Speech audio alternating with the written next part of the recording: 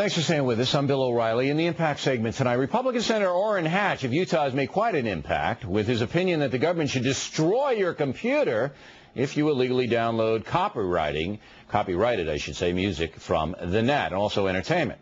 Said Mr. Hatch, if we can find some way to do this without destroying their machines, we'd be interested in hearing about it, but if that's the only way, then I'm all for destroying their machines. If you have a few 100,000 of those, I think people would realize the seriousness of their actions. Joining us now from Washington is Oren Kerr, Assistant Professor of Law at George Washington University, and right here in the studio, Perry Aftab, an Internet privacy and security lawyer. Mr. Kerr, we're going to go to you first. We usually do the ladies first, but the technology, we talked about this today on the Radio Factor, isn't there quite yet, but it will be soon, where somebody operating within one of the servers could blow your computer out if you do something illegal. Am I wrong?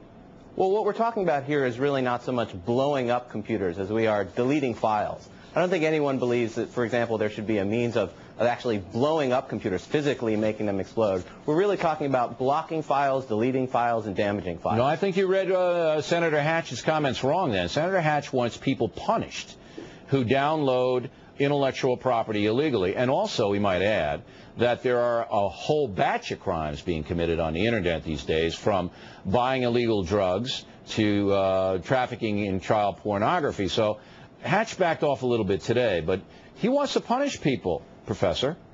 He's certainly concerned. He's one of the leading people these days who's concerned about the question of enforcing intellectual property laws. It's a big problem. The problem is that so many people actually engage in these acts of infringement. It's awfully hard to find a place to say, okay, here's where we're going to bring, for example, criminal prosecutions. That's just not a popular step to take. No, it's not popular, that's for sure. How do you see it, Ms. Aftab? Well, I think he's looking to destroy the computers, and there is technology coming up that will wipe out your hard drive, which is maybe not blowing them up, but being able to do something. I think that the Let me just stop you there, because I'm a computer idiot. Okay, I am. A man must know his limitations, and I am a computer idiot. If you wipe out somebody's hard drive, you effectively destroy their whole frame of reference and what they built up, right? Everything. All of their files, all of their data, everything is inputted, everything's saved, all of their emails, all of their programs. So it's very significant. You can do that from afar? You can do that from afar with denial of service attacks and some of a lot of the new technology and hacking attacks, yes. You could plant a virus, an individual virus? Absolutely, and that could make the entire infrastructure, the things that we need to worry about in protecting this country, unstable. But wouldn't you run into an innocent until proven guilty problem if Orrin Hatch is going to push a button and your hard drive blows up and somebody broke into your house or something and downloaded and you didn't know it? You know, there's all kinds of extenuating circumstances. Even if you knew about it, this is a country of laws, and the head of our Judiciary Committee should be upholding those laws and our legal system. People should not be resorting to self-help when we have laws that cover it quite well. But the laws aren't enforced. That's the problem, Professor, in Washington, Professor Kerr. The laws aren't enforced. I mean, anybody can go in now and take any movie they want, and they can take music, and they can put the music on a CD and sell it, and they can buy prescription drugs. Did you know there are 20,000 Internet drugstores that will sell you any drug you want? They have their own little doctors on site that write a prescription right there. So if you want OxyContin or you want morphine, bang, it's sent to your house. And child porn, we all know that problem. So it seems like this situation is ripe to get out of control. Well, it depends what we're talking about. In the case, for example, of Internet pharmacies, they're centralized. The government can go after those, and the government has gone after those. Not if they're based in Tijuana. It's a difficult problem when you have servers, people located outside the U.S. Absolutely. And in fact, the Justice Department is pursuing ways of working with other countries, international cybercrime conventions, to bring international enforcement up to speed. But right now, it's easy to get away with downloading music. And Hatch, by the way, is a songwriter. I mean, he's got an emotional attachment to this issue. And to be fair to the senator, we know him very well. This is hyperbole. He doesn't want to blow up your computer. He just said it to bring attention to this issue. But I think somewhere down the line, Professor, they're going to develop some technology that's going to start to punish people who are doing the wrong thing on the net. But I don't think the law is going to change. And currently, the law makes this all illegal. The government, or private parties are not allowed to use denial of service attacks, any sort of internet hack attacks.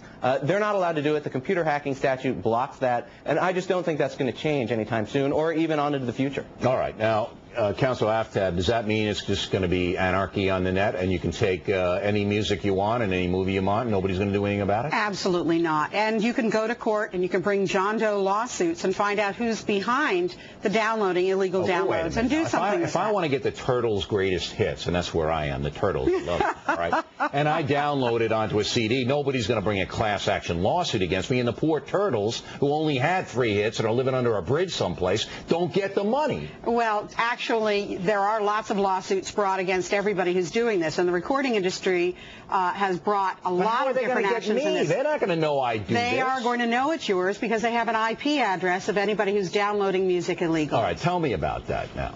All right. Every time you're on the Internet, right. That's the way that you can communicate with the Internet and others can communicate back is using something called an IP address. It's an Internet Protocol address. That's how the Internet works. And when you use AOL or MSN or something else, you are given a temporary IP address for that surfing session. It's very easy, and this is how we find the child pornographers bill, because you know I run Wired Safety, the world's largest Internet safety and help group, so we find them.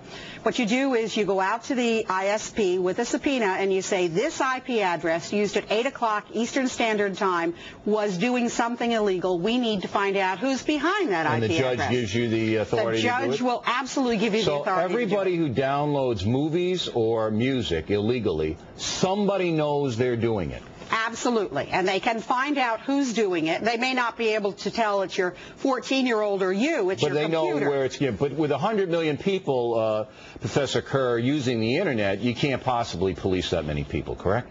Exactly. We just don't have the resources to monitor people, and I think we wouldn't want to have the resources. The low-level crime, the low-level things, for example, copyright infringement by users, not likely to ever to be a priority for prosecution. It's the high-level crimes, child pornography, Internet frauds on a grander scale. That's where the government's resources are going to go. All right. Very, very fascinating and very interesting. We appreciate you guys coming in and helping us out.